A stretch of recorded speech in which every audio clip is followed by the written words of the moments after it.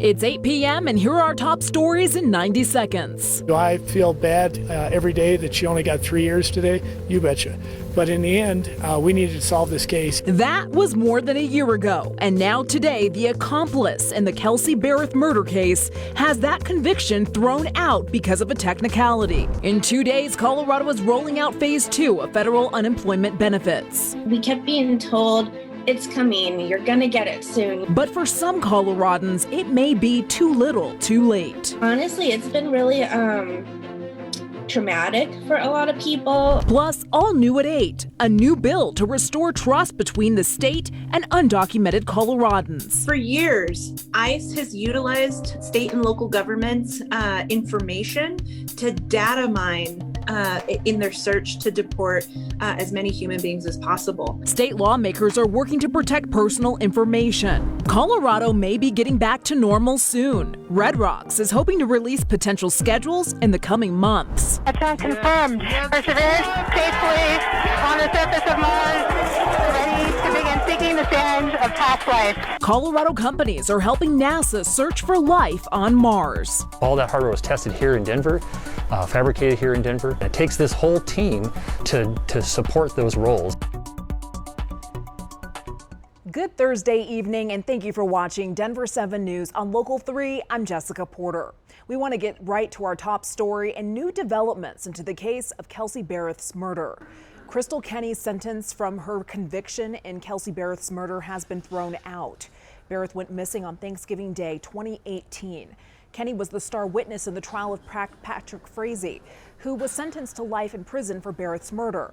Kenny has been in prison for a little more than a year now. The court's decision to throw out her conviction came down to a technicality, essentially finding that a judge misinterpreted the law by sentencing Kenny to 3 years when she should have been eligible for just 18 months. Prosecutors in Woodland Park say they're reviewing the decision and will provide an update tomorrow.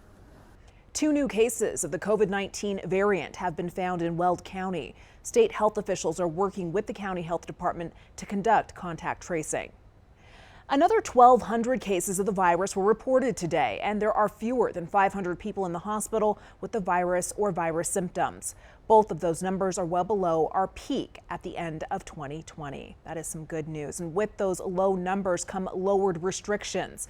Not a single county in Colorado is in the red tonight. 7 are in orange. The metro is in yellow. 20 of our 64 counties are blue, the second least restrictive level. Tonight, the city of Denver held its 3rd community meeting to encourage underserved communities to get vaccinated. Mayor Michael Hancock hosted doctors and health professionals from Denver's Asian American and Pacific Islander communities. The hope is to build confidence in the vaccine for communities of color.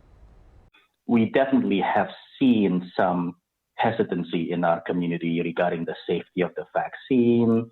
Can I trust the government? How fast, this vaccine was developed in less than a year. Is it truly safe?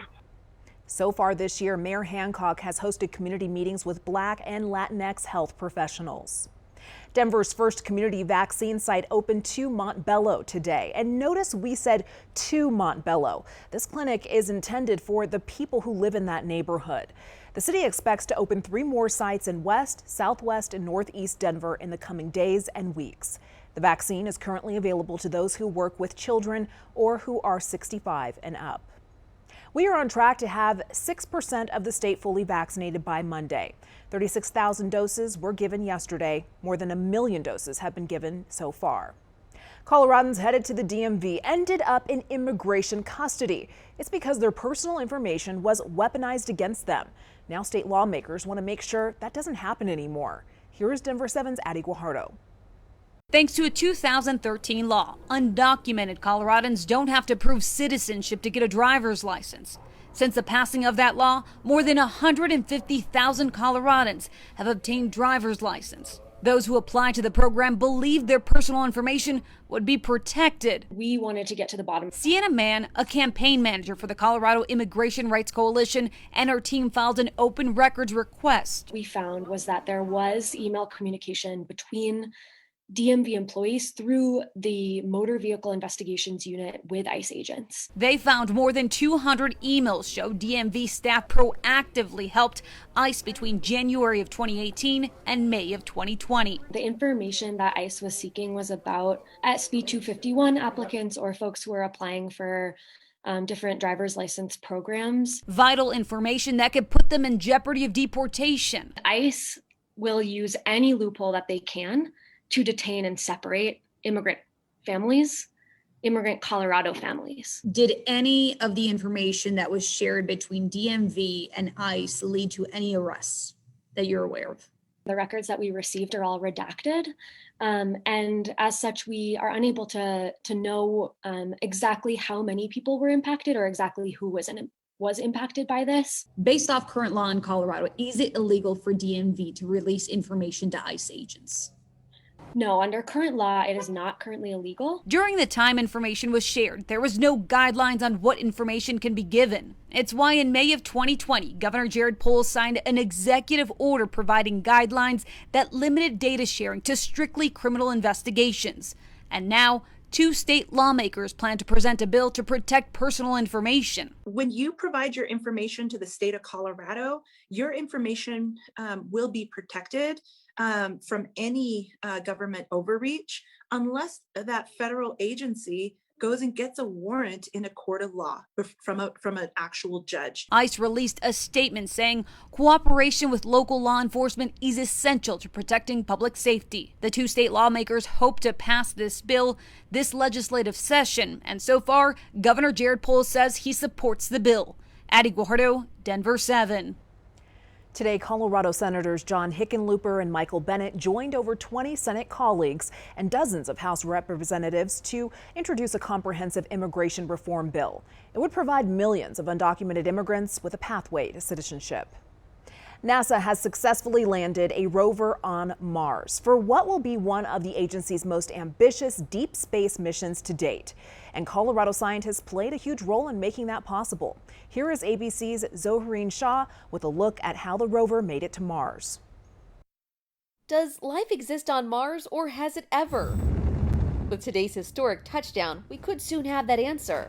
We've been thinking about the possibility of life on other planets for hundreds of years now. And this is our first opportunity to perhaps find it. And liftoff. After 7 months of flying through space at 50,000 miles per hour and 7 very tense minutes, NASA's rover Perseverance touched down. Touchdown confirmed. Perseverance safely on the surface of Mars, ready to begin seeking the sands of past life. The most advanced robot to ever go into space, finally touching down on an ancient dried-up lake called Jezero, beaming back its first images.